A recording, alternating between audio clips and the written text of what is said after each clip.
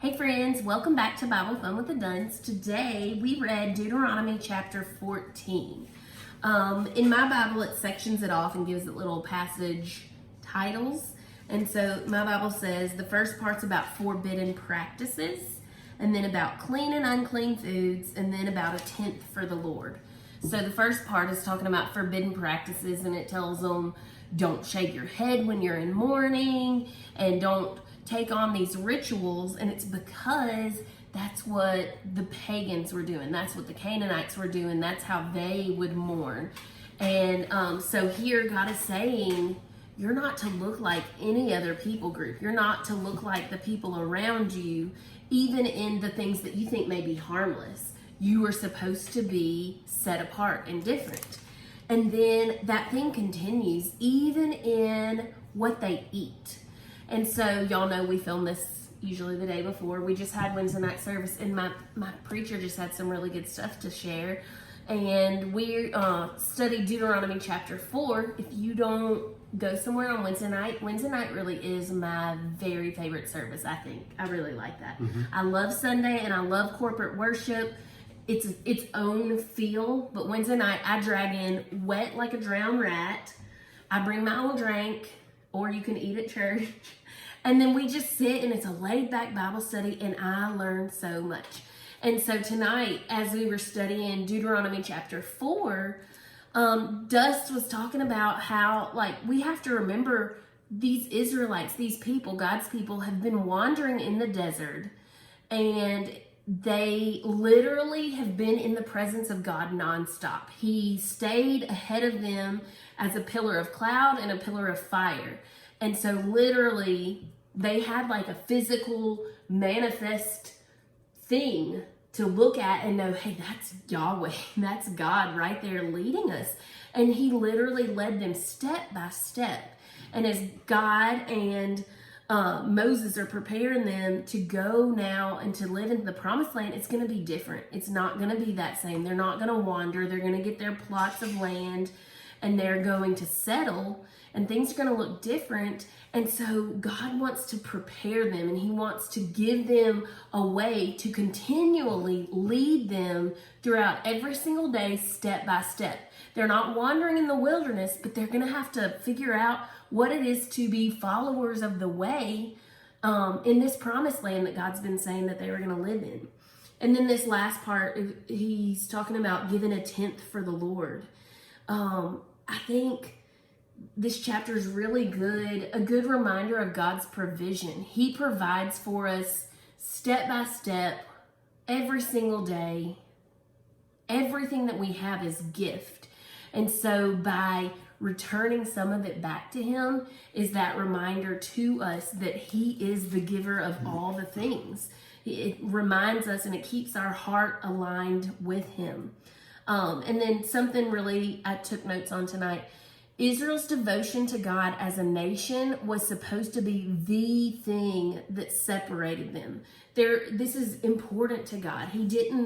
His people were to be his image. We are his image bearers, Imago Dei. And when all these outside nations look to them and look at them, they are supposed to look different. This is an on purpose thing. And, we all kind of struggle because that's our calling also now as children of God. We're also to be that same bearer of God's image. When the culture looks at us, we are supposed to look different. We're not supposed to blend in. We're supposed to show people God.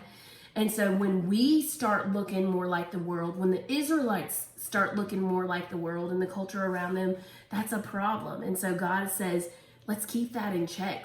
Don't forget, when I'm not there in a cloud and in a fire, guess what? I'm still there. And I want all these things around you in your life to remind you that I'm there and I'm who you're living for. I'm who you're to look like every single day. That's right. So whenever you start reading out this chapter, the chapter begins by telling these people who they are in him. So their identity is not shaped by their name. So they've been called Hebrews. They're now called Israelites. But their identity is rooted in their relationship with God. So you see that in the very first verse, you are the children of the Lord your God. And so when the Lord tells his people who they are, he's tying it to their idea with him.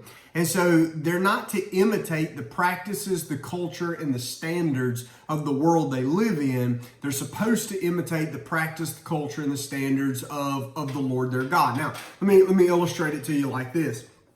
If you've ever traveled to a foreign country, pick a foreign country. Inside that foreign country, there's a high probability that somewhere within the borders of that community, that nation, that there's a plot of land that is owned by the United States of America.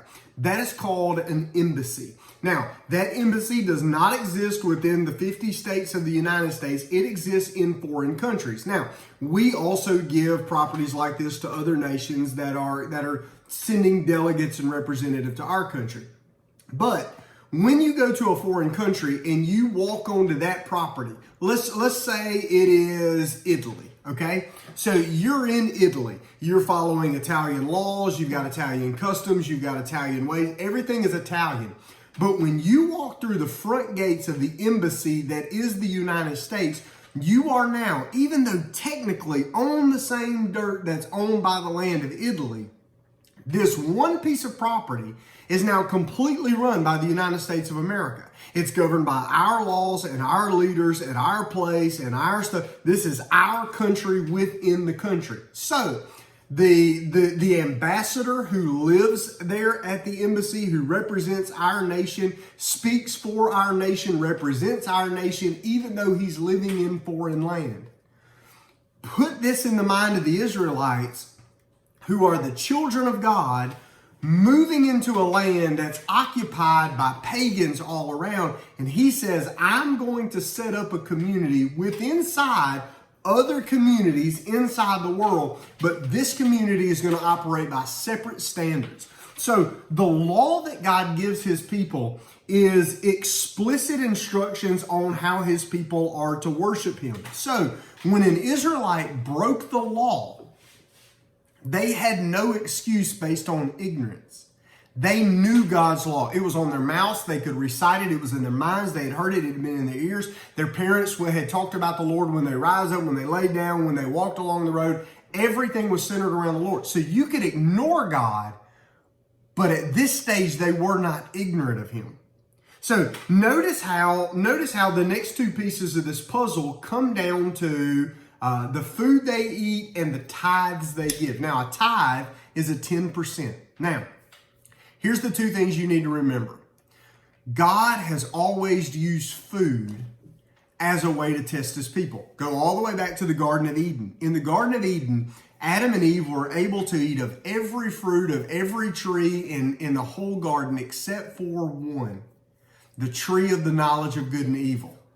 They chose to eat what God said not. So they chose food, which was a representative sample that their heart was not fully committed to the ways of the Lord. Then take the Israelites in the wilderness. They had to wake up every morning. They could not plant crops. The herds were scattered. There's millions of people. How did God feed his people? By every day, he rained down from heaven manna from heaven that they made bread with. And so he's testing them every day because they couldn't go inside and store it. They didn't fill their cabinets. They didn't fill the drawers. They didn't fill the kitchens with enough for the next day. They had to go out every day. They had to wake up every day and trust that God was going to provide for their daily bread. Now, think about their tithing. They would not be waking up every day with fresh bread on their doorstep, but they were going to be waking up every moment of their life having to still trust God to meet all their needs by saying, God can provide even if I give some back. So the tithing was still about their hearts, to see who had their hearts. Was it a sin for them to have money and things and stuff? No, but it was a sin for that money and stuff and things to have them. Then it's all about the food requirements. He's telling them the animals they're supposed to eat and the foods that they're not supposed to eat. Look in verse number 2. It says, for you are holy to the Lord your God. Can I tell you this? Only God gets to tell us that we're holy. Because I know me. I know I'm not holy. Anybody else can watch my life and see, he's not completely holy. But God can say we're holy because he can make us holy. Verse number 2, for you are a holy people to the Lord your God. Verse number 21, you are a holy people to the Lord. So the word holy is an English word that comes from to be whole and to be healthy. So what health and wholeness is to the body, healthiness and holiness is to the body, is the equivalent to what holiness is to the soul. We don't get that by growing it, by producing it, or by following rules. We get that by being children of our Father. That's what this passage is about. By the way, we're going to look at this passage on Sunday. Give it another look. This is where we're going to be. Hope you enjoy it. So anyway, keep reading. This is good stuff. We'll see you tomorrow. Bye. Bye. Let's smile.